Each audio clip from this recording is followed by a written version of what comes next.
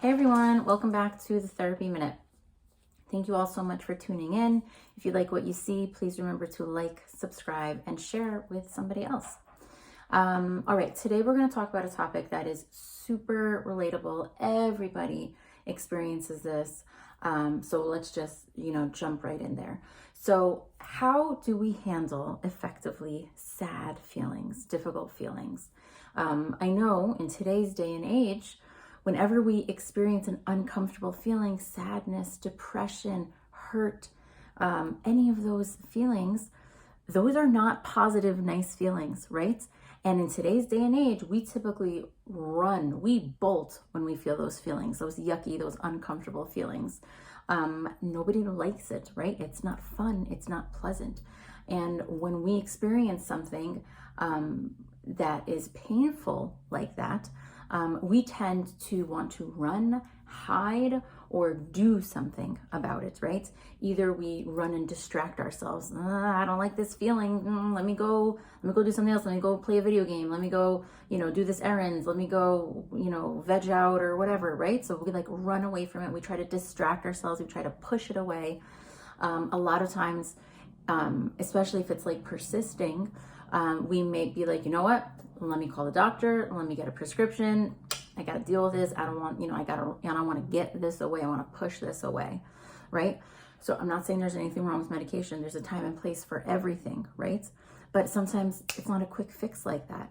And when we run to just do a quick fix and we don't actually deal with the feelings, it's never really going to go away, honestly. Okay, so time and place for everything, right? I'm not saying medication is the devil, is awful. But I'm saying we need to actually deal with these feelings instead of just running away from them. A lot of times also, people get stuck, deer in headlights. They feel this feeling, they don't know what to do, they freeze. They stop doing everything and they sit in it for a really long time and wallow in it, right? So all of those options are not fabulous options.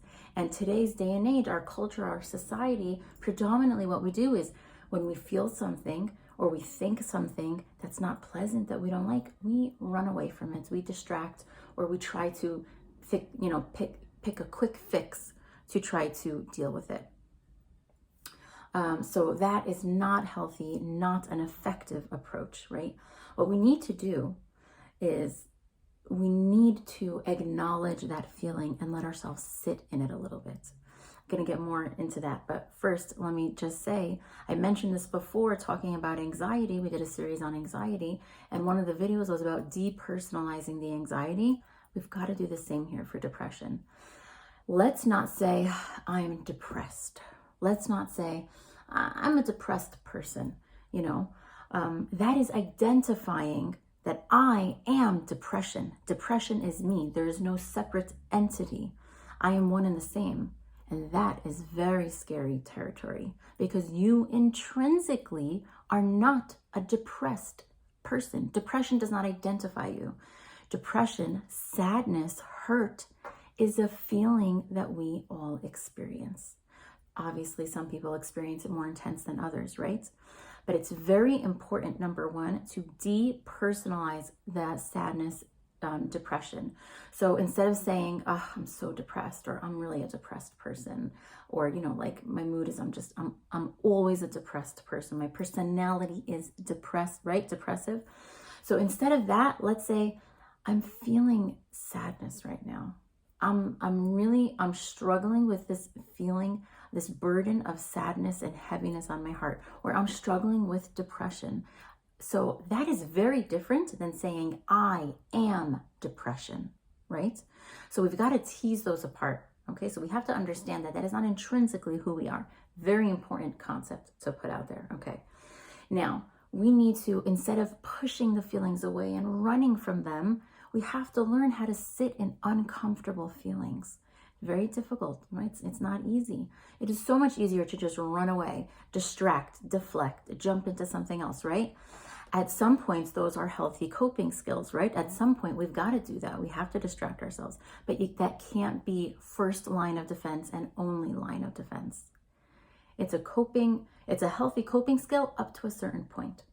If you never sit with the feelings, it's going to be a crutch for you, that distraction and whatnot, because if you don't actually deal with it, it's going to keep knocking on your door, keep coming back. It's, you know, it's going to haunt you, right?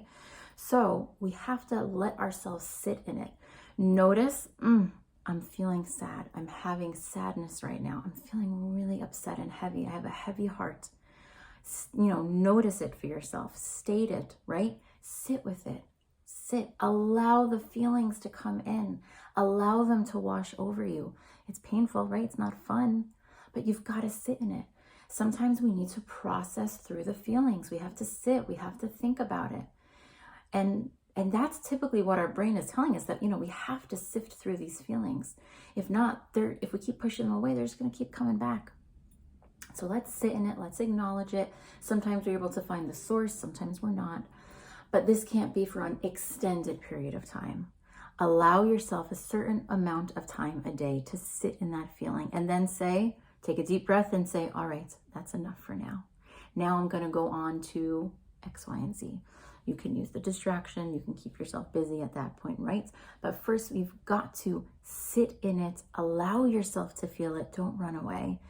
This is just something that you're experiencing. It's not who you are. So that's just a little snippet, a little brief kind of snapshot of one way of handling depression and sad feelings. All right, wishing you all well. Take care. Bye.